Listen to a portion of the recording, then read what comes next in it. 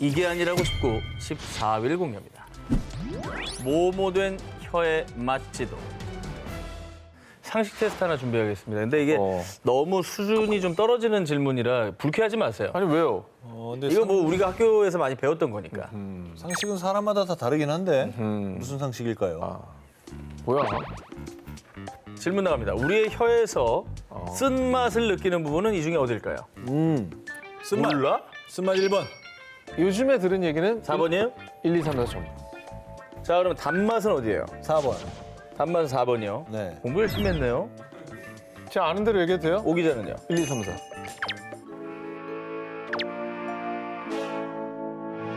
뭐야, 그 다 똑같다는 얘기예요? 여러분들 중에 정답자가 있고 틀린 사람이 있습니다. 거봐. 그래요? 바로 틀렸습니다. 아니, 공부 열심히 했다고 칭찬경하더니 뭘 틀렸어? 자, 학창시절에 분명 우리는 혀 끝은 단맛, 양옆은 짠맛과 신맛, 안쪽은 쓴맛, 혀 부위별로 맛을 다르게 느낀다라고 배웠습니다만 여러분 이상하지 않습니까? 시험에 나온다고 해서 일단 외웠지만은 혀 끝에서 쓴맛도 느껴지는 것 같은데 이거 맞아? 솔직히 이런 생각 들지 않으셨나요? 결론적으로 요즘 교과서엔 혀의 맛지도가 없습니다. 이 옛날 사람아. 아, 그러네, 생각해보니까. 네. 왜냐면 애초에 우리가 잘못 배웠기 때문이에요. 허허. 자, 그렇다면 우리는 왜 그토록 잘못된 혀의 맛지도를 외웠던 것이냐? 1901년 독일의 과학자 헤니 히에 따르면 혀의 끝은 단맛, 앞은 짠맛, 옆은 신맛, 뒷부분은 쓴맛에 더 민감한 사실을 발견했습니다. 그러면 저 사람도 잘못 알았다는 거예요? 그러겠네. 그의 주장은 틀리지 않았습니다. 아주 미세하지만 혀의 부위별로 특정 맛에 더 민감하다고 주장.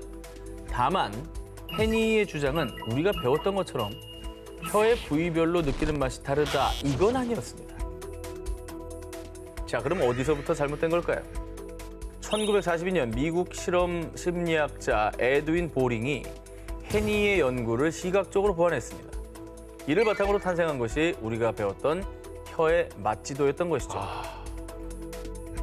그리고 보링도 사람들도 혀가 마치 부위별로 다르게 맛을 느낀다고 잘못 해석했고요. 수십 년간 전 세계 어린이들이 이렇게 잘못된 사실을 배워왔던 겁니다. 아니, 근데 이게 어떻게 이렇게 오랫동안 진실인 것처럼 과학계에서 주장될 수가 있지? 과학자들이 바로잡은 혀가 맛을 느끼는 과정은 이렇습니다. 우린 혀 속의 미뢰, 정확히는 감각 수용체를 통해 단맛, 짠맛, 신맛, 쓴맛을 모두 느낄 수가 있는데요. 이 감각 수용체는 혀 전체의 분포, 그래서 혀의 어느 부위에서나 모든 맛을 느낄 수가 있는 겁니다. 다만 혀의 부위에 따라 특정 맛은 조금 더 느낄 수 있을 뿐입니다. 잘못됐든 아니든 오늘도 열리라는 우리의 혀. 좋은 것만 먹고 아름다운 것만 담읍시다. 이게 아니라고 싶고 13회 공개합니다. 반전의 반전, 우아한 백조의 진실. 혹자는 이 직업을 화려하게만 볼 수 있습니다. 하지만 제가 지금 이 자리에 오르기 위해서 호수에 우아하게 떠있는 백조처럼 물밑에서 얼마나 발버둥 쳤는지 모르실 겁니다. 그동안 각종 광고나 강연, 기사 등에서 명언처럼 수없이 인용됐던 말, 백조는 발길질을 쉬지 않는다. 엄청 많이 들어봤죠? 그죠? 네, 그렇게 해야 떠 있는다고. 성공한 사람들의 삶이 우아하고 멋져 보이지만 자신의 커리어를 위해 여전히 부단하게 노력하고 있다는 걸 일깨워주기 위해서요. 흔히 백조의 발길질에 비유를 합니다. 그런데 물에 뜨기 위해 백조가 쉼없이 발길질을 한다는 말, 사실이 아니었습니다.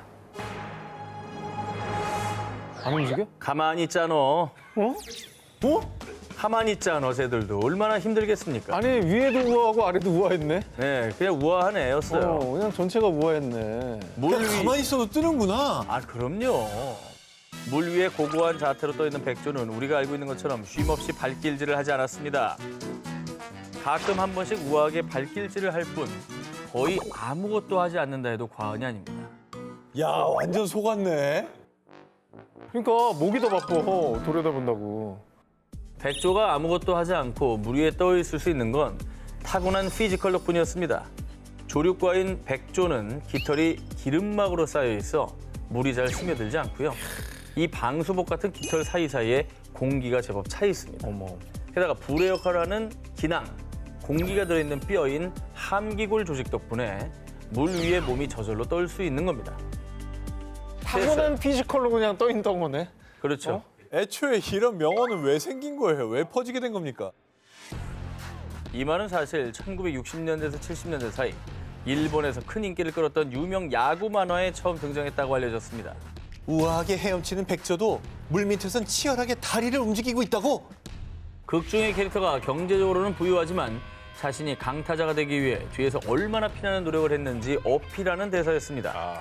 이 대사가 근성, 노력의 상징처럼 퍼지면서 일본을 넘어 한국에서도 백조가 수면 아래에서 쉼없이 발길질을 한다는 오해로 퍼진 겁니다. 만화에 나오는 명대사예요. 이게 되게 심지어. 컸구나. 근성을 강조하고 노력을 강조하는 표현이 워낙 찰떡이다 보니까 퍼진 건데 과학적 근거는 없었네. 그러네. 백조는 물에 떠 있기 위해 아무런 노력을 하지 않지만요. 그렇다고 노력하지 말라는 말이 아니라는 것 다들 아시죠? 우리는 더 좋은 삶을 위해 열심히 노력하는 사람 됩시다. 이게 아니라고 싶고 12위를 공개합니다. 어두운 곳에서 책 읽으면 시력 저하? 제가 얼마 전 오 기자가 출연한 방송 보고 깜짝 놀랐습니다. 새벽 5시에 일어나서 소영 씨가 옆에서 자고 있는데 어두운 방에서 무드등만 켜고 등글개로 등을 긁으면서 독서를 하시더라고요. 저도 편하게 누워서 보는 게 좋잖아요, 침대에서. 근데 옆에서 뭘 해도 그 시간은 깨지 않아. 일단은 무드등이고 뭐고 간에 그 어두운 데서 책 보면 눈 나빠집니다. 제가 그래서 독서를 안 하는 거예요. 아, 눈 때문에? 예. 보호를 위해서? 그렇습니다. 축하드립니다. 눈은 새 겁니다, 저. 예, 여기 중에 유일하게 렌즈 끼는 걸로 하는데. 아, 그래요? 예. TV를 많이 봐가지고. 우리가 어릴 때 불 켜고 책 봐. 너 그러다 눈 나빠져서 안경 쓴다. 엄마에게 이런 잔소리 많이 들어보셨죠? 실제로 어두운 곳에서 책을 읽다 보면 눈이 침침해지고 피로해지는데요. 어두운 곳에서 책 보면 시력 저하된다라는 게 상식. 그런데 아직도 어두운 데서 책 보는 오 기자를 보고 제가 너무 걱정이 돼서 안과 전문의에게 직접 물어봤습니다. 굿. 어두운 곳에서 책을 읽는다고 눈이 직접적으로 나빠지는 것은 아닙니다. 이 말도 애매하다. 나빠지긴 하나 본데? 그러니까 뭐 안 좋긴 하는가 봐. 우리가 어두운 곳에서 책을 읽다 보면 눈의 근육이 긴장해서 피로도를 느끼고 일시적으로 시력이 떨어진다고 느끼지만요. 충분히 휴식을 취하면 시력은 회복된다고 하는데요. 그러면 저는 뭐 나쁘진 않았네요. 제가 계속 읽어도 되는 거였네요. 잠시만요. 그렇다고 뭐 어두운 곳에서 독서하는 걸 뭐 추천하는 건 절대 아닙니다. 여기서 중요한 게 있습니다. 어두운 곳에서 책을 읽다 보면 눈이 피로해지고 글씨가 안 보여서 책을 더 가깝게 보게 되죠. 이게 특히 안구가 성장 중인 청소년기 아이들한테도 안 좋은데요. 가깝게 보다 보면 근시를 유발해 시력이 저하될 수 있습니다. 그러니까 어두운 게 문제가 아니었구나. 가깝게 보는 게 문제였다는 거. 결국 그래서 가까워지는 게 문제였구나. 이건 맞는 거네. 책 이렇게 봐 하는 거. 근데 어두운 곳에서 그 정도 거리면 잘 안 보이니까. 그렇죠. 그러니까 어두운 곳에 가면 자꾸 가깝게 보니까 그래서 눈이 나빠진다 이 얘기였습니다. 책을 가깝게 보거나 누워서 스마트폰이나 뭐 전자기기를 장시간 가깝게 보는 행동은 눈 건강에 치명적. 자칫 안구 건조증, 뭐 녹내장 등을 유발할 수 있으니까요. 눈 건강을 위해서 적정 거리에서 바른 자세로 책을 보시기 바랍니다. 이게 아니라고 싶고 11위를 공개합니다. 요거트는 뭐뭐로 먹으면 안 된다. 두 기자님, 요거트는 왜 캔으로 나오지 않는지 생각해 본 적 있으십니까? 자, 유산균 아닙니까? 네. 캔 안에 살아있겠습니까? 왜요? 금속이랑 만나면 네. 유산균이 변질되거나 죽을 것 같아. 금속이랑 잘 안 맞을 것 같고. 안 맞아요. 오 기자도 비슷한. 아니, 유산균 통이 저 금속에 나오는 거 봤냐고. 그렇다면 이건 어떻게 생각하십니까? 이게 뭐야? 요거트 제조 시설입니다. 스탠이네? 보시다시피 스테인레스 재질입니다. 말씀하신 대로라면 유산균 절대 금속에서 제조하면 안 되는 거 아니에요? 배양할 땐 괜찮아요. 바로 떠내서 바로 저기 플라스틱에 담아내요. 아, 그러니까 이게 편견인 건가? 유제품 캔에 안 먹는 게? 편견이라고? 배양되기 전이라 그러면. 생각해보면 태생부터 금속과 가까웠던 요거트. 하지만 오래전부터 쇠숟가락으로 요거트를 먹으면 유산균이 죽는다라고 알고 계신 분들이 많습니다. 결론부터 말씀드리자면 사실이 아닙니다. 아이고. 이게 요거트 우리가 시중에 파는 것도 플라스틱 숟가락이다 보니까 상상을 못했던 것 같아요. 쇠 숟가락으로 먹는 걸. 요거트는 우유에 유산균을 넣어서 발효시킨 건데요. 유산균은 발효 과정에서 우유에 유당을 분해해서 산성인 젖산을 만듭니다. 이 젖산이 요거트 특유의 새콤한 맛을 내는데요. 젖산의 산성 때문에 금속 숟가락과 만나면 산화 반응을 일으키고 유산균이 사멸된다는 말이 돌았던 겁니다. 너무 똑똑했던 거네. 하지만 요거트의 산성은 굉장히 약하기 때문에 쇠숟가락으로 요거트를 먹는 그 짧은 시간 동안 산화 반응이 일어나서 유산균이 사멸할 가능성은 아주 희박하다고 합니다. 그러면 쇠 숟가락으로 막 퍼먹어야겠네. 그 플라스틱은 환경에도 안 좋지 않습니까? 오. 우리는 따가 쓸 수 있는 쇠숟가락 써도 되겠네. 그래. 그러면 뭐 쇠랑 만나면 뭐 사멸하고 이거는 가능성조차 없었던 터무니없는 얘기였던 건가요? 일반 철 같은 산화하기 쉬운 금속에 요거트가 오랜 시간 접촉한다면 유산균이 파괴될 수도 있습니다. 하지만 숟가락은 녹이 쉽게 생기지 않는 스테인리스로 만들어지는 데다가 결정적으로 앞서 보여드린 것처럼 뭐 요거트 제조나 발효 시설들도 스테인리스 스틸 소재로 만들어졌기 때문에 애초에 이게 성립이 안 되는 거죠. 말이 안 되네. 그러니까 뭐 영양소 파괴 걱정 이런 거 하지 마시고 쇠숟가락으로 편하게 드셔도 됩니다. 다만 코팅이 벗겨진 금속 용기에 덜어서 장시간 보관할 경우에는 산화 반응이 일어날 수 있어서 주의하셔야겠습니다. 그러니까 애초에 제조 시설이면 저게 다 파괴됐다는 얘기 아니야. 그러네. 그건 말이 안 되죠. 예. 근거 없이 떠들었던 잘못된 상식. 이제는 일회용 플라스틱 숟가락 대신 쇠숟가락으로 안심하고 요거트 드시기 바랍니다. 이게 아니라고 싶고 시비 공개합니다. 뭐뭐 받은 식물이 더 잘 자란다. 우리 어머님들 이 화초를 키울 때 애정을 듬뿍 담아서 키우시잖아요. 그리고 요즘 뭐 MZ 세대들도 이 반려식물이라면서 정성껏 식물을 키우는 식집사 분들이 많은데요. 혹시나 두 기자님은 뭐 이렇게 양파를 만약에 수경 재배하는 모습 보신 적 있으시죠? 본 적 있어요. 예. 이 두 양파 중 어느 양파가 더 잘 자랄까요? 사랑해. 짜증나. 보통 이렇게 뭐 물 주면서도 사랑해 사랑해 하면 잘 자란다 소리 No, no, 하잖아요. no. 자극을 줘야 돼요. 양파도 저 나태해지거든요. 자, 한쪽 양파에는 너 참 예쁘다, 고마워, 사랑해 긍정적인 칭찬말을 주고요. 다른 양파에게는 짜증나, 죽어버려 그렇지. 이런 부정적인 비난을 퍼부었을 때 칭찬받은 양파가 더 잘 자란다라는 얘기 한 번쯤은 들어보셨을 거예요. 들어봤어요. 그죠? 뿐만 아니라 거친 헤비메탈 음악보다 식물은 이 클래식 음악을 더 좋아한다는 얘기도 많이 알려져 있죠. 자, 그런데 어쩌면 우리가 흔히 알고 있는 상식이 틀렸을 수도 있습니다. 아니 근데 이게 틀렸다는 근거는 뭐예요, 그러면? 미국의 유명 과학 채널에서 직접 실험을 해봤습니다. A 식물에게는 부드러운 클래식을 들려줬고요. B 식물에는 욕설이 가득한 거친 헤비메탈을 들려줬습니다. 실험 결과는 반전! 헤비메탈을 들은 B 식물이 더 잘 자랐다고 합니다. 내 말이 맞잖아. 뭐야? 짜증나가 맞죠? 쟤를 강하게 키워야 된다니까, 쟤네들은. 아 그럼 칭찬받은 뭐 식물이 더 잘 자란다 아니야, 이런 아니야. 말은 왜 나온 거예요? 처음에 도대체? 강하게 키워야 돼. 물론 여러 실험을 통해 칭찬받은 양파가 더 잘 자라는 정황이 확인되긴 했습니다. 하지만 실제로 양파 실험을 한 몇몇 누리꾼들은요. 저는 비난받은 양파가 더 잘 자라는데 왜 그런 거죠? 제 양파는 사춘기인가요? 칭찬을 해도 소용이 없어요. 칭찬한 양파보다 비난한 양파가 더 잘 자랐다며 당혹감을 감추지 못했습니다. 진짜 이거는 상식이 깨지네. 그러니까 내가 봤을 때 아무 의미 없나 보다. 잘 자랄 애들이 잘 자란 거고 못 자란 애들이 못 자란 것 같아. 칭찬받은 양파가 더 잘 자란다는 말. 과학적으로 확실히 증명이 더 필요해 보이는데요. 자, 근데 여러분, 식물 키우는데 굳이 나쁜 말 할 필요 없으시잖아요. 좋은 마음으로 반려식물 예쁘게 키우시면서 힐링하시기 바랍니다. 이게 아니라고 싶고 9위를 공개합니다. 뭐? 이게 친환경이 아니라고?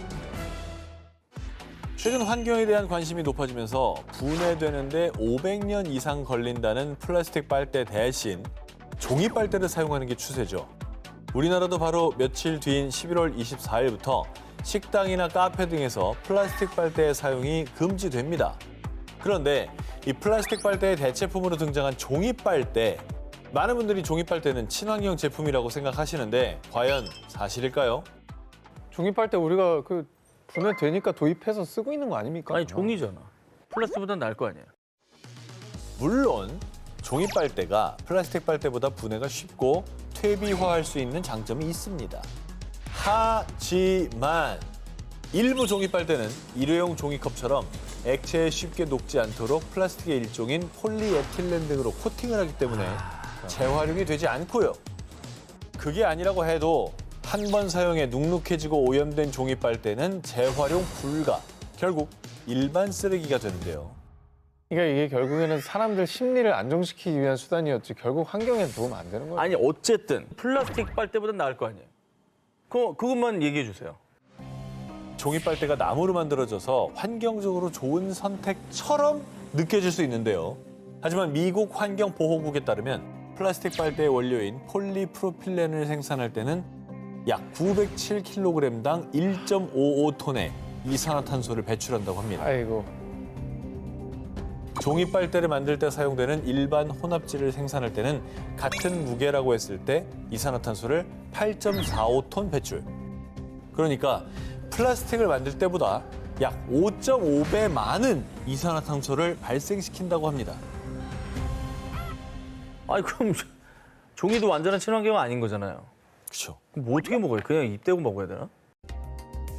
일회용 종이 빨대, 플라스틱 빨대 대신 금속이나 대나무, 실리콘 이렇게 다회용 빨대를 100회 이상 재사용하는 것이 좋은데요.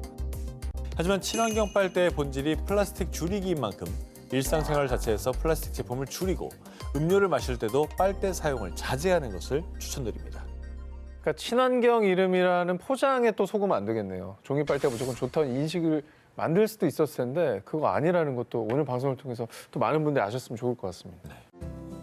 일회용 컵 대신에 텀블러 사용, 빨대 사용 자제, 일상 속의 이런 작은 행동들로 가져오는 큰 변화. 지금부터라도 환경 보호에 동참해보는 것 어떠세요? 이게 아니라고 싶고 6위를 공개합니다. 모모 괴담의 진실. 늦은 밤 출출해서 야식을 먹으려고 하는 상황. 냉장고를 열어보니 마침 남은 김치찌개가 있는데요. 여기서 두 가지의 선택지가 있습니다. 1번, 간편하게 전자레인지에 돌린다. 2번, 가스레인지를 켜고 국자로 저어가면서 냄비에 팔팔 끓인다. 두 기자님의 선택은? 저는 뭐 전자레인지 저걸 다시 불을 켜고 뭘 하기가 좀 저는 좀 끓일 것 같아요. 왜죠? 전자파가 나오니까. 전자파. 전자파는 이미 딴 데서 많이 맞고 있는데 뭐. 한간에는 예로부터 마치 진실처럼 전해져 내려오는 일명 전자레인지 괴담이 있었습니다. 전자레인지로 음식을 조리하면 전자파 때문에 음식의 영양소가 파괴되고 발암 물질이 생긴대.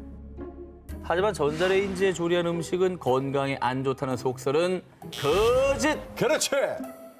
간편함의 차이 외에는 전자레인지에 돌린 김치찌개나 냄비에 끓인 김치찌개나 별반 차이가 없습니다. 역시. 헛똑똑인 거예요.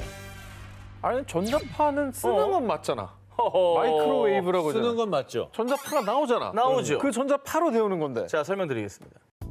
국립전파연구원에 따르면 전자레인지의 전자파는 음식물을 조리하는 2.45 기가헤르츠의 주파수와 전자레인지를 작동시키는 데 필요한 60헤르츠 주파수로 발생하는데요.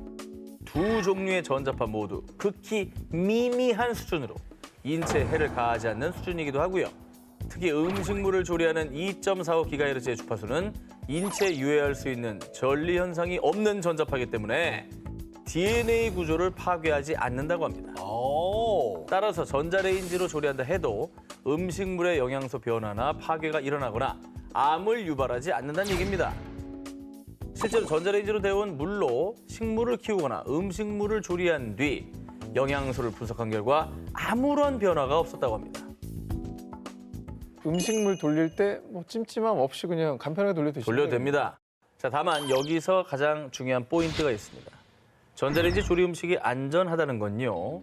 종이나 유리, 도자기, 폴리프로필렌 등 전자레인지 사용 가능한 용기 한정입니다. 전자레인지용이라 표시되지 않은 멜라민이라든가 일반 플라스틱, 비닐, 알루미늄 호일 등은 절대 NO! 안 됩니다. 전자레인지 조리 음식, 조리 그릇에 전자레인지용 표시만 확인한 뒤 안심하고 드세요.